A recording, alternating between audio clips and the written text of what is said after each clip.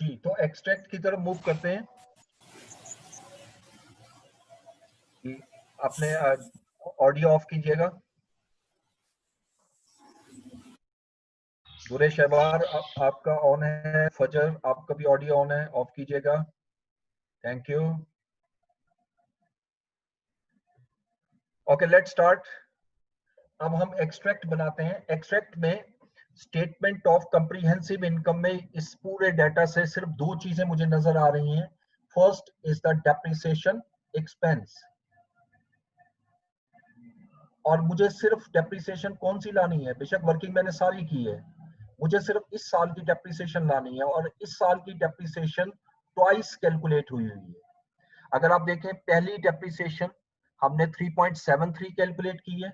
ये मैं यहां लाता हूं ब्रैकेट में ताकि आपके माइंड में रहे। 3.73 प्लस सेकंड डेप्रिसिएशन हमने रिकॉर्ड की है 3.54। 3.54, इन दोनों को ऐड कर लें तो कितनी अमाउंट आएगी डेप्रिसिएशन एक्सपेंस की? 7.27। 7.27, ये मेरी डेप्रिसिएशन एक्सपेंस आ गया। इसको माइनस में शो किया मैंने इसलिए कि एक्सपेंस है। सेकंड, हमारी इसमें फाइनेंस कॉस्ट आएगी स्टेटमेंट ऑफ कंप्रीहेंसिव इनकम में। और फाइनेंस कॉस्ट भी अगर आप देखें तो साल में दो मरतबा कैलकुलेट की है। फर्स्ट टाइम हमने कैलकुलेट की थी 1.42, और सेकंड टाइम हमने कैलकुलेट की है, अगर देखें यहाँ पर 1.22, 1.22। तो फाइनेंस कॉस्ट का टोटल क्या आ गया जी? 2.64। 2.64। ओके, ये दो चीजें आएंगी यहाँ पर स्टेटमेंट ऑफ कंप्रीहेंसिव के एक्सट्रैक्ट में। अब मैं बनाऊंगा extract from statement of financial position. और statement of financial position is a very easy. जो फाइनल वैल्यू निकाली है बस लेकर आनी है। ये वाली अमाउंट जो है ये प्लांट को रिप्रेजेंट कर रही है, ये वाली अमाउंट जो है प्रोविजन को रिप्रेजेंट कर रही है। प्लांट हमारा नॉन करंट एसेट की डेफिनेशन में फॉल करता है। यहां मैं लिखूंगा प्लांट, और इसकी वैल्यू जो आ रही है वो 102.61, और ये 30 सितंबर 2013 की वैल्यू है। फिर non current liability, decommissioning provision, और डीकमीशनिंग प्रोविजन आ रही है मेरे पास 26.22, and that's end of the question. So यहाँ पर कॉस्ट मॉडल अप्लाई हुआ, लेकिन एक नई चीज आपने सीखी कि अगर 6 मंथ के बाद कोई रिवीजन होती है तो उसको आपने कैसे अकाउंट फॉर करना है। सेम वही मेथड रखना है, लेकिन सिर्फ और सिर्फ दो हिस्सों में स्प्लिट करना पड़ेगा अकाउंटिंग ईयर। जैसे यहां से देखिएगा, ये पहले 6 मंथ है और ये नेक्स्ट 6 मंथ है, तो ये 6 मंथ प्लस 6 मंथ, ये पूरा ईयर ही हमने लिया, ये 1 ईयर हो गया, लेकिन सिर्फ दो हिस्सों में स्प्लिट कर रहे हैं। ठीक है, तो ये क्वेश्चन। अच्छा, अब इससे अगला जो क्वेश्चन है, that is a comprehensive question, example 38, जिसमें आप प्रॉपर रीवैल्यूएशन अप्लाई करेंगे जैसे आईएस 16 में भी अप्लाई करते थे। लेकिन आईएस 16 में हम डिसमेंटलिंग को उसमें काउंट फॉर नहीं कर रहे होते थे, कि वो फेयर वैल्यू बस गिवन होती थी और उसी के अंदर अज्यूम करते थे इंक्लूड है। लेकिन यहाँ पर सेपरेट दी होगी, उसको कैसे हैंडल करना है। सो अब एग्जांपल नंबर 39 की तरफ आते हैं, और मैं स्लाइड शेयर कर रहा हूँ आपसे पहले क्वेश्चन।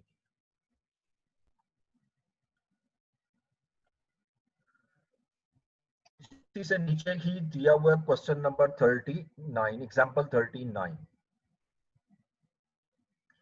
ठीक है, waste management limited WML had installed a plant in 2005। अब ये ध्यान में रखें, 2005 में आपने इंस्टॉल किया for generation of electricity from the garbage by the state agencies।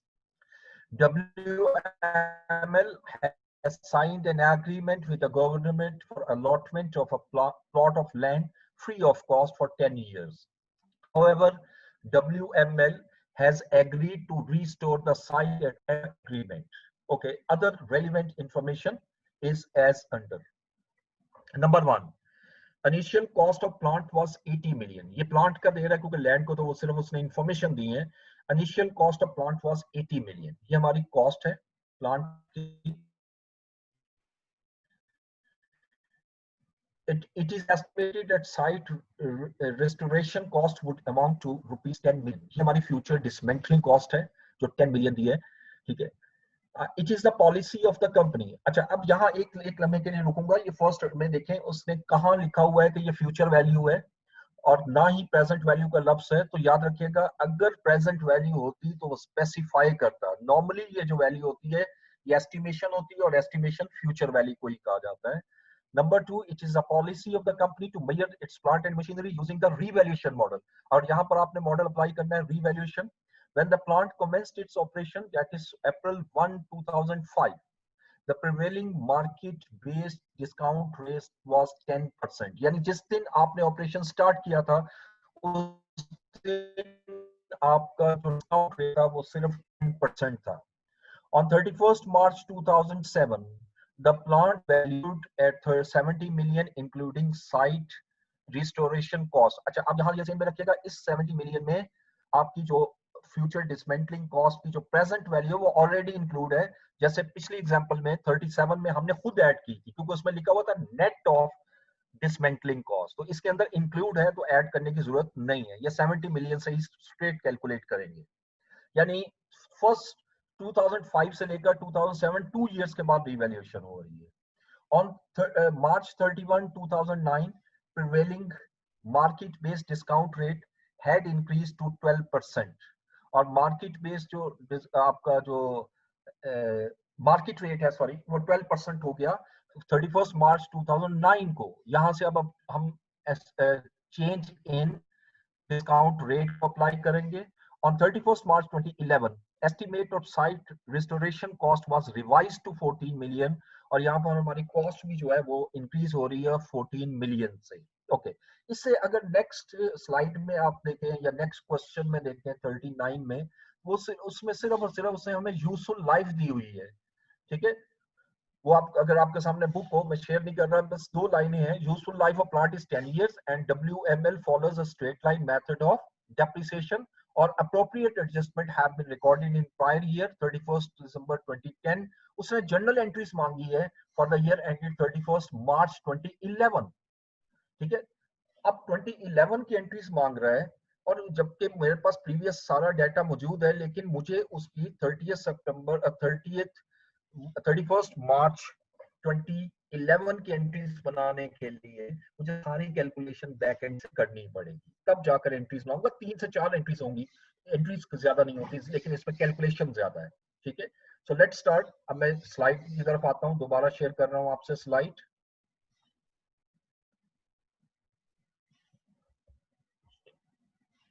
ये तो अभी हमने जो की, इसको भी मैं सेव कर देता हूं, आपको बाद में शेयर करूंगा. ये एग्जांपल 38 थी. अब हम जो करने लगे हैं वो एग्जांपल 39 है.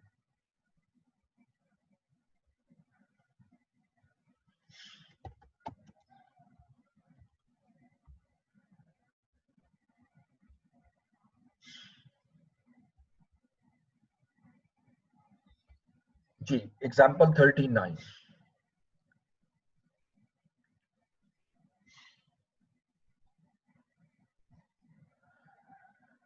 तीन से चार एंट्रीज, एक पेज हम छोड़ देंगे, लेकिन मैं यहीं से स्टार्ट लूंगा, मैं एंड पे एंट्रीज कर लूंगा. लेकिन यह है कि आपने एग्जामिनेशन में चूंकि उसके क्वेश्चन की रिक्वायरमेंट जनरल एंट्रीज है, तो जनरल एंट्रीज के लिए एक पेज छोड़ना है और अगले पेज पे जाकर सारी वर्किंग करनी है.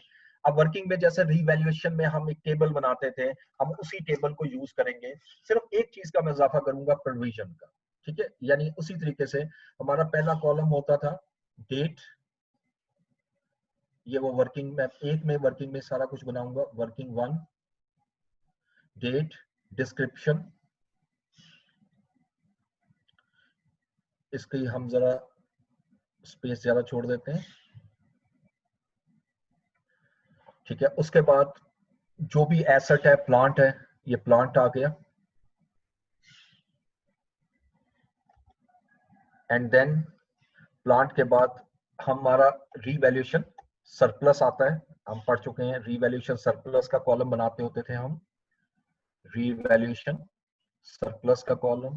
फिर उसके बाद हम बनाते थे प्रॉफिट एंड लॉस का कॉलम, कि अगर कोई अमाउंट प्रॉफिट एंड लॉस में गई है तो उसको भी स्पेसिफाई करना होता था। ये तो हम पहले बना चुके हैं, ठीक है। अब एक कॉलम का इजाफा कर रहा हूं यहाँ पर प्रोविजन का, ताकि एक ही वर्किंग में हम सारी की सारी कैलकुलेशन कर सकें। और क्वेश्चन में देखते हैं अमाउंट किसमें दी हुई है।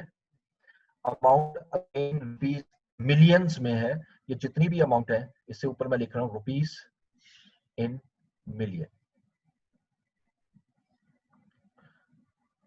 सो यहाँ वही रीवैल्यूएशन वाला कॉन्सेप्ट आपने लगाना है। अब क्वेश्चन में देखें तो 2005 में इंस्टॉल किया था, और हम स्टार्ट ऑफ द ईयर ही लेंगे क्योंकि डेट नहीं दी हुई, तो 1 अप्रैल को हमारा अकाउंटिंग ईयर स्टार्ट हो रहा है, बल्कि दिया हुआ नंबर 3 पे, when the plant commences operation that is April 1 2005 the prevailing market base rate was 10%, यानी 1 अप्रैल 2005 को हमने स्टार्ट किया था, ठीक है जी।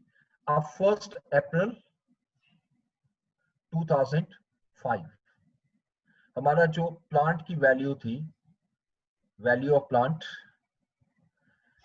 वो क्वेश्चन में दी है 80 मिलियन, और इसके अंदर रिस्टोरेशन कॉस्ट इंक्लूड नहीं है, डिसमेंटलिंग कॉस्ट इंक्लूड नहीं है, ठीक है। अब मैं इसमें ऐड करूंगा present value of dismantling cost. अच्छा, अब मैं ये नंबरिंग इसलिए कर रहा हूं कि जहां छोटी छोटी कैलकुलेशन है हम यहां ले आते हैं, क्योंकि मैंने स्पेस कम छोड़ी, मैं चाहता हूँ एक ही हम उस स्लाइड पे ये सारा काम कर रहे हैं। Present value of dismantling cost, अब फ्यूचर डिसमेंटलिंग कॉस्ट उसने दी है 10 मिलियन, डिस्काउंट रेट है 10% और ईयर्स भी 10 है, यानी सब कुछ 10 है। अब इसको कैलकुलेट करेंगे तो कैसे करेंगे, 10 इंटू 1.10 रेज टू पावर -10, क्योंकि मैं इस वक्त प्रेजेंट वैल्यू में कन्वर्ट कर रहा हूं, और 2 डेसिमल तक कैलकुलेशन करेंगे जी। कैलकुलेट करें कितनी वैल्यू आई, 3.85 3.86। अगर कैलकुलेटर आपके सामने, मैंने भी यूज कर रहा हूं, मैंने पिछले क्वेश्चन में भी ऑब्जर्व किया है कि you people are not rounding it properly. जरा ये फिर कैलकुलेट करें, कैलकुलेटर सामने रखें, मेरे पास भी कैलकुलेटर है, और ये आ रहा है 3.855। तो अगर 2 डिजिट के बाद थर्ड डिजिट 5 या उससे ज्यादा आता है तो हम राउंड अप करते हैं, तो केयरफुली करें, क्योंकि 0.01 जो है वो भी बड़ा इंपॉर्टेंट हो जाता है समटाइम। तो लिहाजा this present value of dismantling cost, plant की वैल्यू आ रही है 3.86, ये प्लांट में ऐड होगी, और दूसरी तरफ ये प्रोविजन में मूव हो जाएगी। मैं इस एग्जांपल में आपको एक एक साल क्लोज करके दिखाऊंगा, ठीक है, ताकि आपको जरा ये एक तो रिवाइज भी हो जाएगा रिवैल्यूएशन का कॉन्सेप्ट, और दूसरा आपको कैलकुलेशन में जरा आसानी हो जाएगी। 83.86 और प्रोविजन की अमाउंट आ गई 3.86, और ये अमाउंट आ रही है किस डेट की, 1 अप्रैल 2005। अब मेरी पहली रिवैल्यूएशन हो रही है 31 मार्च 2007 एज पर क्वेश्चन, तो मुझे 2 साल की डेप्रिसिएशन रिकॉर्ड करनी है और 2 साल की फाइनेंस कॉस्ट रिकॉर्ड करनी है। तो मैं अलग अलग ले रहा हूं आपको समझाने के लिए, हम कंबाइन भी ले सकते हैं, लेकिन मैं अभी अलग लूंगा 31 मार्च 2006। अब मुझे डेप्रिसिएशन निकालनी है, तो डेप्रिसिएशन कितनी आएगी, 83.86 divided by useful life 10 years। अब अगर इसकी डेप्रिसिएशन निकाले तो 8.386 होगा, तो हम इसको राउंडिंग 9 में 8.39 8.39 करते हैं, ये लेस हो गया। ये एक साल की डेप्रिसिएशन हुई। एक साल की फाइनेंस कॉस्ट रिकॉर्ड करनी है मैंने, और फाइनेंस कॉस्ट रिकॉर्ड करने के लिए वही रूल अप्लाई करें जैसे मैंने आपको समझाया था, बैलेंसिंग अमाउंट आसान रहता है इस तरह कैलकुलेशन में। यहाँ पर अभी बाकी कोई अमाउंट नहीं आई, तो फाइनेंस कॉस्ट के लिए अब मैं यहाँ WDV आ जाएगी मेरी, और अब WDV ये अमाउंट कैसे निकलेगी, नंबर 2 ये यहाँ लिख रहा हूँ, नंबर 2। अब 10 years 10 मेरी फ्यूचर डिसमेंटलिंग कॉस्ट है, 10% डिस्काउंट रेट है, लेकिन अब 9 ईयर रह चुके हैं, रेज टू पावर -9, इसको कैलकुलेट करें। 4.24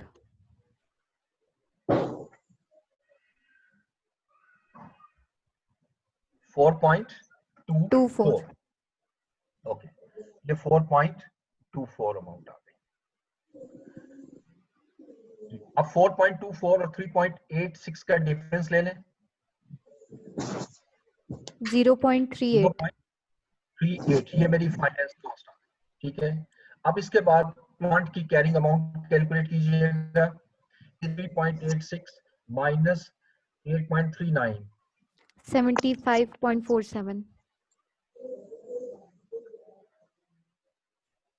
ठीक है जी। और इसकी कैरिंग अमाउंट ऑलरेडी हम कैलकुलेट कर चुके हैं, ये नंबर 2 का मैंने रेफरेंस दिया। अब ये WDV आ रही है 31 मार्च 2006 की, सेम इसी तरीके से अब 31 मार्च 2007 की तरफ आते हैं और इस डेट को रिवैल्यूएशन हो रही है। लेकिन हमने रूल क्या पढ़ा था कि रिवैल्यूएशन चूंकि ये रेंट पर है, तो लिहाजा सबसे पहले आप पूरे साल की ट्रांजैक्शन को रिकॉर्ड करेंगे और फिर रिवैल्यूएशन को अप्लाई करेंगे। तो लिहाजा उसी कॉन्टेक्स्ट में मैं सबसे पहले डेप्रिसिएशन रिकॉर्ड करता हूं और डेप्रिसिएशन मेरी 8.39 ही आएगी, तो कोई वैल्यू में चेंज नहीं आई। लेकिन फाइनेंस कॉस्ट निकालना है, फिर मैं वही मेथड लगा रहा हूं ताकि आपकी आसानी हो, एक ही मेथड हम लेकर चलें जी। अब फाइनेंस कॉस्ट मैंने निकालनी है, तो फाइनेंस कॉस्ट के लिए मुझे ये वैल्यू चाहिए नंबर 3। तो अब नंबर 3 वैल्यू कैसे निकालेंगे जी, 10 इंटू 1.10 रेज टू पावर -8, एक साल और कम हो गया। अब इसकी कैलकुलेशन कीजिएगा, वैल्यू और बढ़ जाएगी, 4.67 4.67 ये वैल्यू आ गई। और 4.67 और 4.24 का जो डिफरेंस है 43 0.43, ये मेरी फाइनेंस कॉस्ट आ जाएगी 31 मार्च 2007। और प्लांट की कैरिंग अमाउंट भी कैलकुलेट कीजिएगा, 67.08 67.08, ओके। अब मैं रीवैल्यूएशन करता हूं, जब रीवैल्यूएशन करता हूं तो फेयर वैल्यू मुझे चाहिए। फेयर वैल्यू क्वेश्चन में देखें तो लिखा हुआ है नंबर 4 पर, और on 31 March 2007 the plant was revalued at 70 million. Plant की जो रिवैल्यूड अमाउंट है वो 70 मिलियन है, लेकिन इसके अंदर इंक्लूड की हुई है इसने डिसमेंटलिंग कॉस्ट, तो लिहाजा मुझे ऐड करने की जरूरत नहीं है। तो इंक्रीज हो रही है वैल्यू, वेरी सिंपल, ये इंक्रीज हो रही है क्योंकि 67 से 72 पे जा रहा है। इंक्रीज हम बाद में कैलकुलेट कर लेते हैं। अब इंक्रीज करने के बाद जो मेरी फेयर वैल्यू आ रही है वो हमारी क्वेश्चन में गिवन है, which is equal to 70 million. एक बार फिर देख लूं, ये 70 मिलियन, ये 70 मिलियन आ गई क्वेश्चन में। तो 70 मिलियन, अब ये इंक्रीज हो रहा है, कितने से इंक्रीज हो रहा है,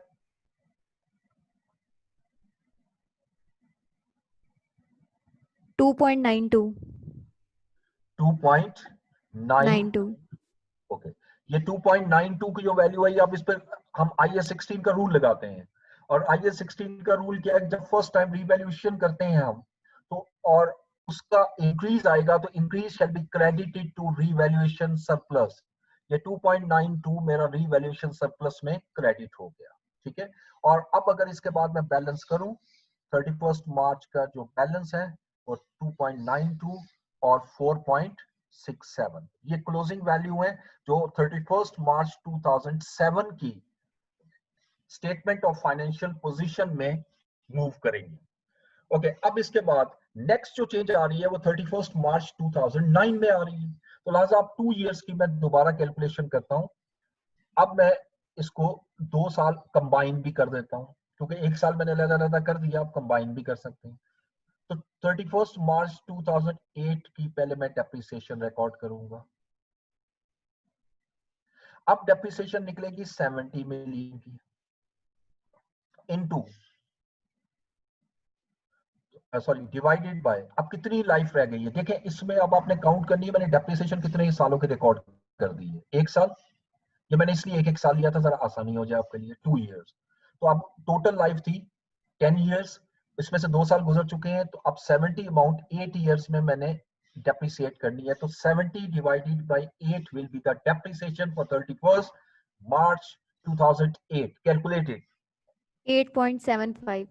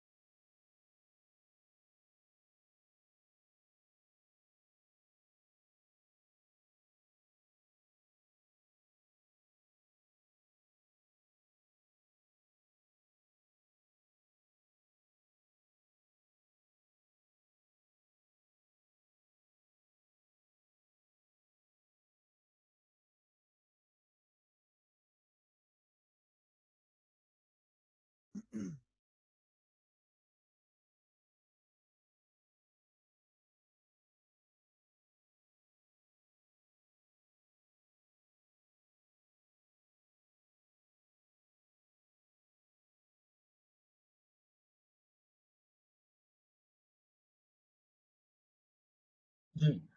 तो हम यहां से दोबारा स्टार्ट लेते हैं। डेप्रिसिएशन जो है वो मेरी 8.75 ही आएगी इस साल की भी, तो मैं यहां लिख देता हूं 8.75। अब मैं दोनों साल की कंबाइंड फाइनेंस कॉस्ट निकाल लेता हूं, यानी फाइनेंस कॉस्ट ऑफ 2 इयर्स, यानी 2008 एंड 2009 ईयर एंड जो है, ठीक है जी। अब इसकी फाइनेंस कॉस्ट मैंने कैलकुलेट करनी है, तो यहां पर ले आते हैं।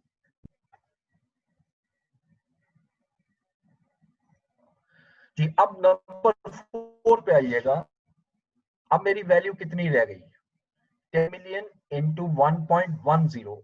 अब चूंकि मैं एक एक साल नहीं कर रहा, अब 2 साल कंबाइन कर दिए, तो मुझे बताइएगा कि कितने साल रह गए। पहले 8 ईयर थे, अब 2 साल की मैंने और डेप्रिसिएशन कर दी, तो नेचुरली ये 6 ईयर आ गए। मैं 2 साल की फाइनेंस कॉस्ट निकालना चाह रहा हूँ, ठीक है। अब इसको कैलकुलेट कीजिएगा। 5.64. 5.64, ये 5.64 की अमाउंट यहां लाते हैं, और 5.64 में से 4.67 लेस कर दें, 0.97. 0.97। 7. ओके। अच्छा, अब एसेट की कैरिंग अमाउंट भी निकालिएगा। 52.5. 52.50। अच्छा, अब इसमें एक चीज रह गई, अब हम उसकी तरफ आते हैं, और वो है ट्रांसफर टू रिटेन्ड अर्निंग, क्योंकि रिवैल्यूएशन सरप्लस आ रहा है। अब मैं 2 साल का इकट्ठा ही ट्रांसफर करूंगा कंबाइन। 2.92 रूल क्या होता है, जितने साल डेप्रिसिएशन के होते हैं डिवाइडेड बाय 8, ठीक है, ये 8 पे डिवाइड किया था। और अब चूंकि मैंने 2 साल का एनुअल ट्रांसफर करना है, तो साथ ही मल्टीप्लाई 2 कर दीजिएगा। देखें कितनी अमाउंट आई, 0.73. 0.73। ये अमाउंट यहां से माइनस हुई, तो अब इसका भी बैलेंस आ जाएगा, इसका भी बैलेंस कैलकुलेट कर लीजिएगा। 2.19. 2.19, ठीक है जी। अब मैं यहां पे स्लाइड में ला रहा हूं यही तमाम चीजें, यहां से कंटिन्यू करते हैं। डेट, डिस्क्रिप्शन,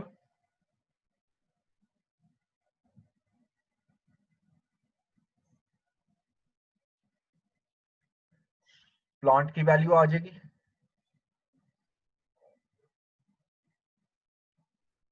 रिवैल्यूएशन,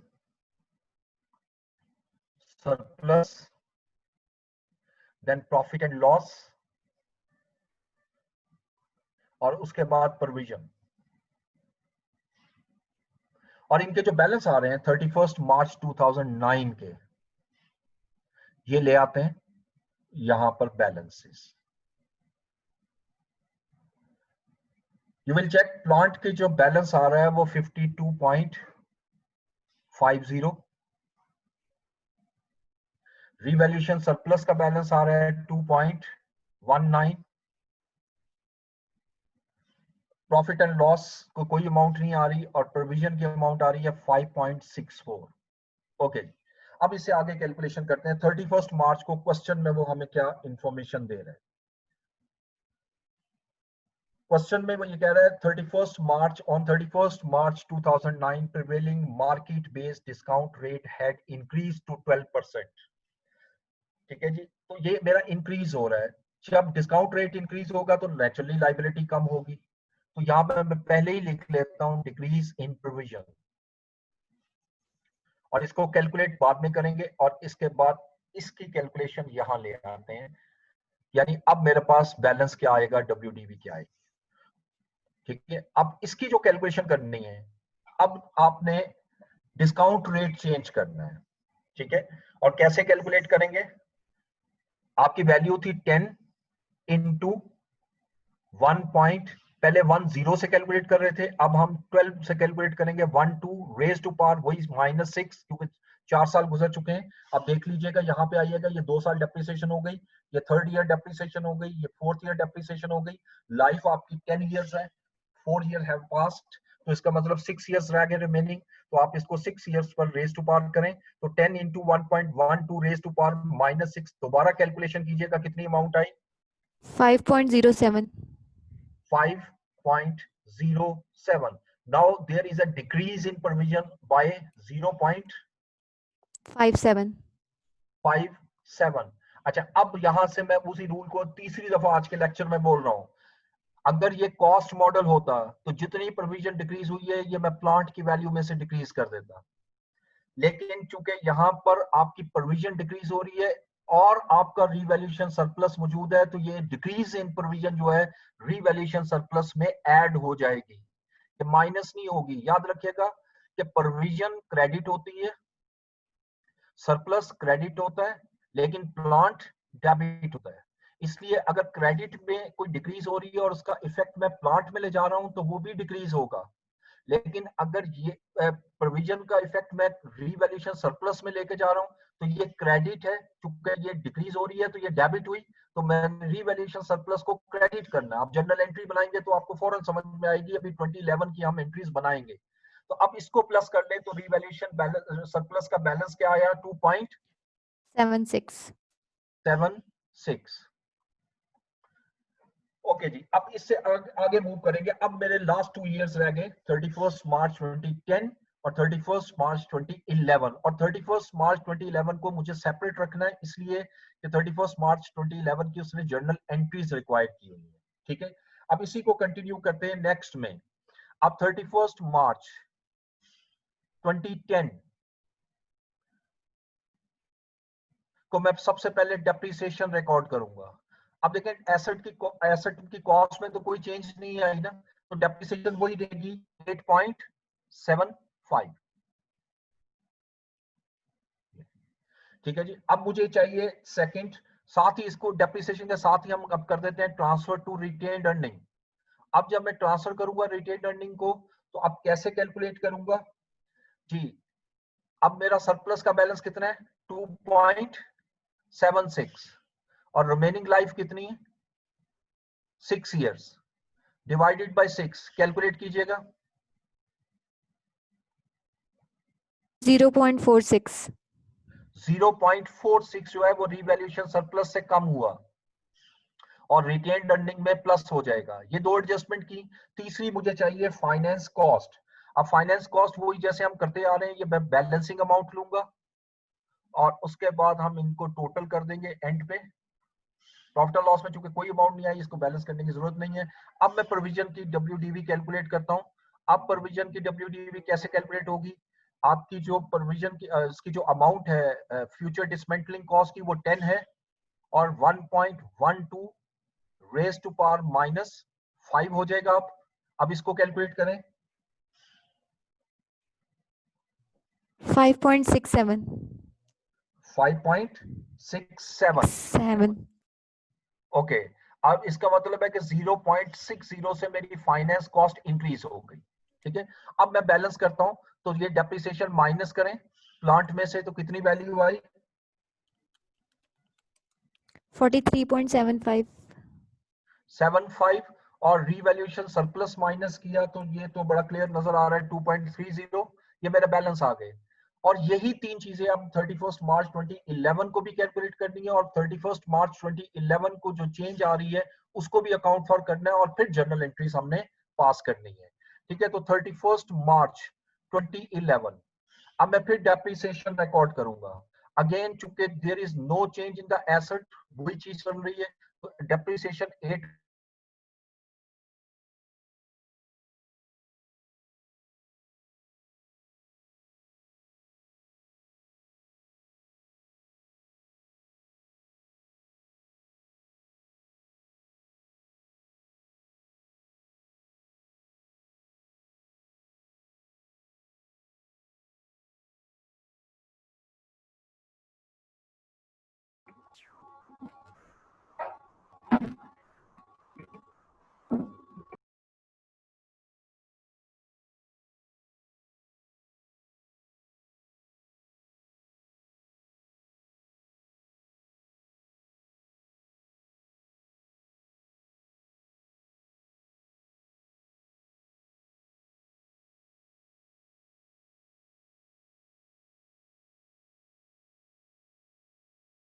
जी।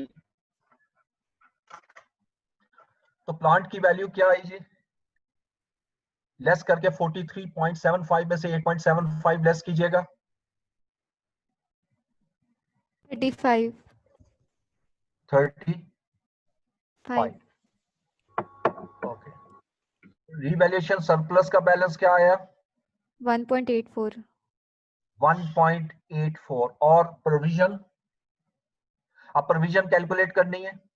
आप कैलकुलेट करें प्रोविजन, 10 इंटू 1.12, 12% रेट है, और -4, सो कैलकुलेट इट।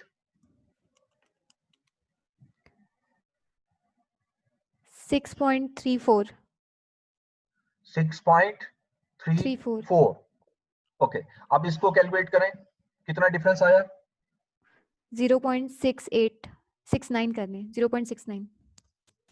69 करूंगा तो नीचे तो 6.36 हो जाता है। कैलकुलेशन 8 कैसे कर करने. रहे हो? एक मिनट में खुद चेक करता हूँ।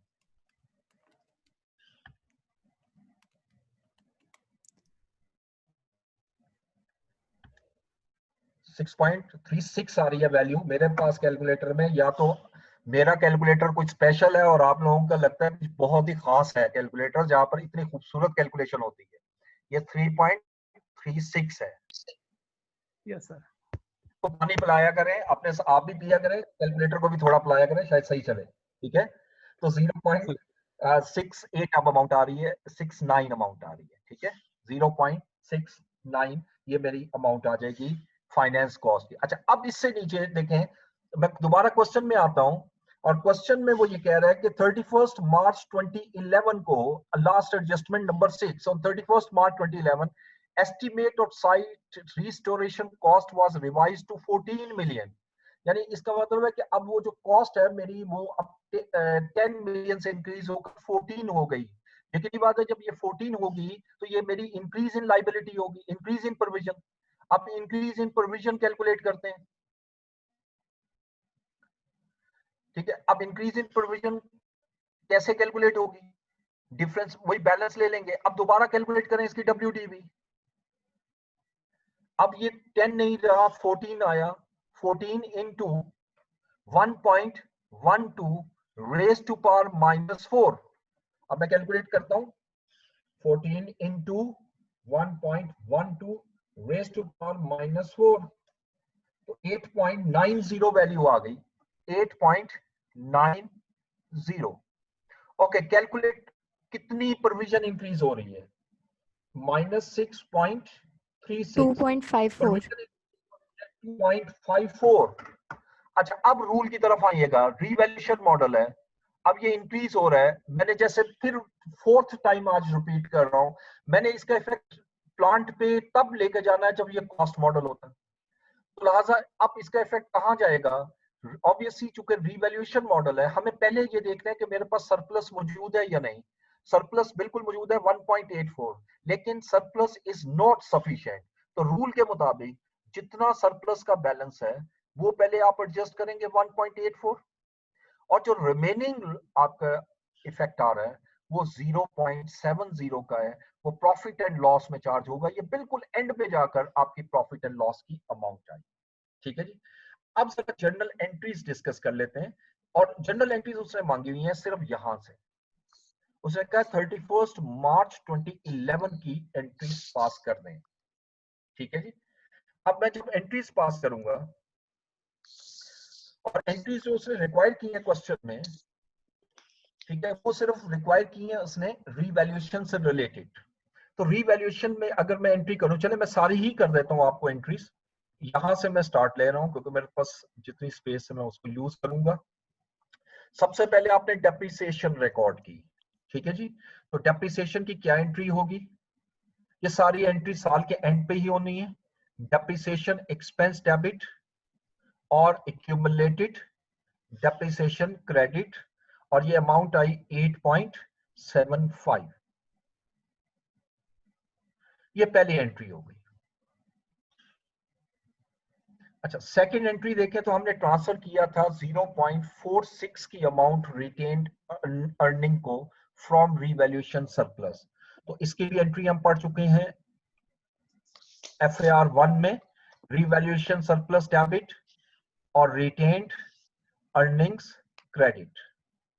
और कितनी अमाउंट ट्रांसफर हो रही है जी? 0.46 की अमाउंट।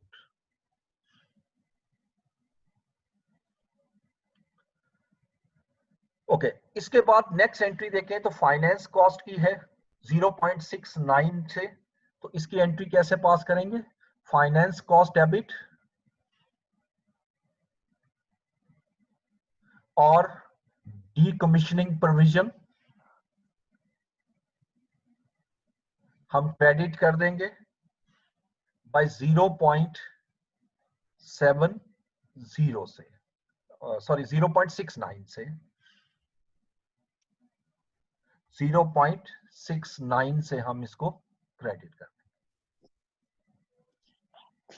ओके, ये तो पहले आपने सारी एंट्रीज की रिकॉर्डिंग। अब इसके बाद ये जो प्रोविजन इंक्रीज हो रही है इसकी एंट्री पास करेंगे।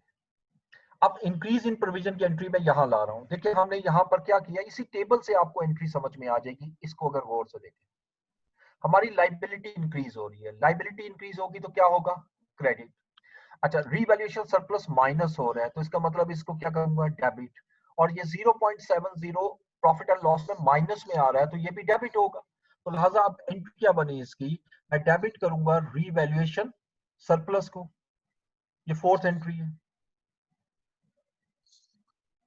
और रीवैल्यूएशन सरप्लस डेबिट होगा 1.84 से। और दूसरी तरफ प्रॉफिट एंड लॉस को मैं डेबिट कर दूंगा, प्रॉफिट एंड लॉस, और ये डेबिट होगा 0.70 से। तो अब क्रेडिट क्या होगा? नेचुरली डीकमीशनिंग प्रोविजन, क्योंकि वो मेरी इंक्रीज हो जाएगी। Decommissioning provision, and this amount will be credited by 2.54।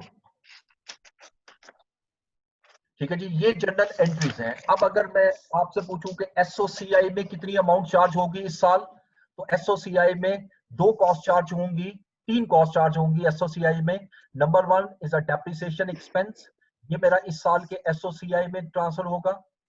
इसके अलावा फाइनेंस कॉस्ट 0.69, ये भी मेरा ट्रांसफर होगा एसओसीआई में। और फिर ये जो हमारा लॉस आ रहा है 0.70